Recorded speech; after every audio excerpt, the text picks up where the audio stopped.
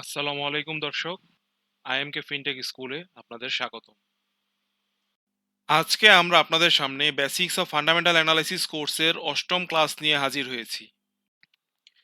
Class শুরুর পূর্বে দর্শকদের মনে করিয়ে দিতে চাই, আমাদের আইএমকে ফিনটেক স্কুলের YouTube channel, x, Instagram, Facebook page এবং লিঙ্কডইন অ্যাকাউন্টে সংযুক্ত থাকুন এবং বেশি বেশি লাইক, কমেন্ট ও শেয়ার করে অন্যদেরকেও স্টক মার্কেটের জ্ঞানে সমৃদ্ধ হওয়ার সুযোগ করে দিন। চলুন তাহলে আর কথা না বাড়িয়ে আজকের ক্লাস শুরু করি। অধ্যকার ক্লাসে আমরা বাংলাদেশের পুঁজিবাজারের তালিকাভুক্ত কোম্পানিসমূহের আর্নিংস পার শেয়ার বা শেয়ার প্রতি আয় বিষয়ক আলোচনা করব। ইপিএস বা আর্নিংস বা শেয়ার প্রতি আয়। দর্শক, আমাদের ইউটিউব চ্যানেলের অ্যানালিটিক্স বলছে প্রায় 50% দর্শক আমাদের চ্যানেলটি সাবস্ক্রাইব করেননি। যারা এখনও চ্যানেলটি সাবস্ক্রাইব করেননি তারা আমাদের চ্যানেলটি সাবস্ক্রাইব করে নিন। আজকের বিষয় হচ্ছে ইপিএস। ক্যাপিটাল মার্কেটের কোনো কোম্পানির শেয়ার কেনার আগে ওই কোম্পানির আর্থিক অবস্থা সম্পর্কে আমাদের ধারণা থাকা খুবই জরুরি। এক একটি কোম্পানির আর্থিক প্রতিবেদনে অনেক তথ্য থাকে। সব তথ্য জানা বা বোঝা সবার পক্ষে সম্ভব হয়ে ওঠে না। তবে ক্যাপিটাল মার্কেটে বিনিয়োগকারীরা স্টক বাই বা সেল এর ক্ষেত্রে সবচেয়ে বেশি যেসব তথ্য জানার চেষ্টা করে থাকেন তা হলো একটি কোম্পানির শেয়ার প্রতি আয় বা আর্নিংস পার শেয়ার বা ইপিএস। এখন যদি ক্যাপিটাল মার্কেট নিয়ে আপনার কোনো ধারণা না থাকে তাহলে আপনার মনে এটা প্রশ্ন হতে পারে, ইপিএস আবার কি? হ্যাঁ, আপনাদের জন্য ইপিএস নিয়ে আলোচনা করছি। একটি কোম্পানি একটি নির্দিষ্ট সময়ে সব খরচ বাদ দেওয়ার পর যে মুনাফা করে তার ভিত্তিতেই ওই কোম্পানির ইপিএস হিসাব করা হয়। ধরা যাক একটি কোম্পানি 2024 সালে সব খরচ বাদ দেওয়ার পর কোম্পানির মুনাফা রয়েছে 1 কোটি টাকা। ওই কোম্পানির শেয়ারের সংখ্যা 50 লক্ষ। তাহলে উক্ত কোম্পানির 2024 সালের অ্যাকাউন্টিং ইয়ার শেষে ইপিএস দাঁড়াবে 2 টাকা। অর্থাৎ কোম্পানির মুনাফাকে মোট শেয়ার সংখ্যা দিয়ে ভাগ করে ইপিএস বের করা হয়। আমরা এতক্ষণ যা আলোচনা করলাম তা হচ্ছে বেসিক ইপিএস। এখন আমরা ডাইলুটেড ইপিএস নিয়ে আলোচনা করব।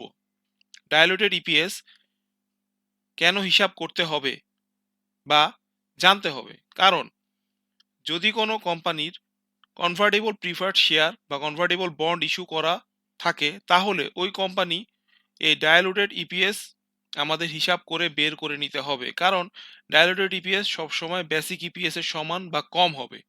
এখন আমরা আলোচনা করব অ্যানুয়ালাইজড ইপিএস নিয়ে। তার আগে একটি গুরুত্বপূর্ণ ঘোষণা।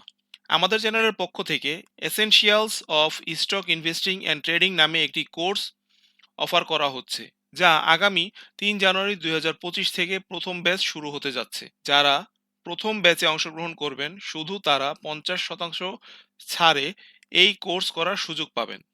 আমাদের এই কোর্সে যে সকল কি পার্সন থাকবেন তাদের মধ্যে ইনভেস্টমেন্ট মেন্টর কবির, চ্যানেলের কবির স্যারও একজন।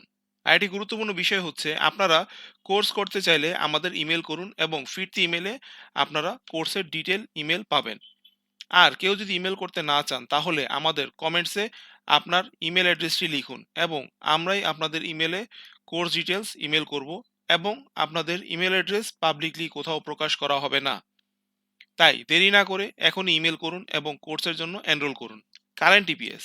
কারেন্ট ইপিএস হচ্ছে বর্তমান বছরের সংখ্যার উপর নির্ভর করে, যার মধ্যে কিছুটা অনুমানও থাকে। এই হিসাবটি চলতি অর্থ বছরের 4 কোয়ার্টারের গড় ব্যবহার করে হিসাব করা হয়, যার মধ্যে কিছু কোয়ার্টার বের হয়েছে বা প্রকাশিত হয়েছে আর কিছু কোয়ার্টার অনুমিত। Forward EPS. ফরওয়ার্ড ইপিএস একটি প্রতিষ্ঠানের ভবিষ্যৎ অনুমিত সংখ্যার উপর ফোকাস করে হিসাব করা হয়। অ্যানালিস্টরা কোম্পানির উপার্জনের সম্ভাবনা সম্পর্কে জানতে চায় এবং ফরওয়ার্ড ইপিএস হিসাব করে থাকে। Trailing EPS. ট্রেলিং ইপিএস আগের বছরের সংখ্যার উপর ফোকাস করে করা হয়। ট্রেলিং ইপিএস হিসাবের ক্ষেত্রে পূর্বের 4টি কোয়ার্টারের ভিত্তিতে করা হয়। বেশিরভাগ অ্যানালিস্টরা ট্রেলিং ইপিএস ব্যবহার করে থাকেন কারণ এটি প্রকৃত গড় হিসাব প্রকাশ করে থাকে। অনেক বিনিয়োগকারী স্মার্ট বিনিয়োগের সিদ্ধান্ত নিতে 3 ধরনের ইপিএস এর তুলনা করেন, কারণ এর তুলনামূলক চিত্র থেকে মূল্যবান অন্তর্নিহিত তথ্য পেয়ে থাকেন যা তাদের সঠিক বিনিয়োগের সিদ্ধান্ত নিতে সাহায্য করে থাকে। এখন আপনাদের মনে প্রশ্ন হতে পারে, ইপিএস জানা কেন জরুরি? কারণ সাধারণত দেখা যায় যে ইপিএস এর জন্যই স্টকের দাম ওঠানামা করে। ইপিএস বাড়লে স্টকের প্রাইস বাড়ে, আবার কমলে স্টকের প্রাইস কমে।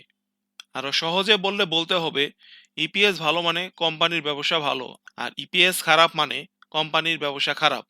তাই ইপিএস বিনিয়োগকারীদের বিনিয়োগের সিদ্ধান্ত নিতে সাহায্য করে থাকে। আজকের ক্লাস এখানেই শেষ করব।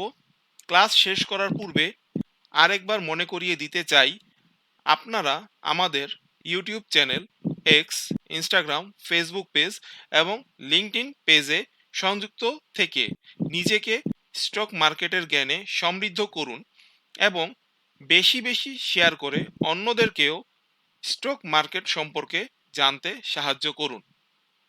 কারণ মানুষ যত বেশি জানবে তত বেশি মার্কেটে অংশগ্রহণ করবে, আর মার্কেটে অংশগ্রহণ করলে মার্কেটের এক্সপানশন হবে, আর মার্কেট এক্সপান্ড হলে বিনিয়োগকারীর উন্নতি হবে।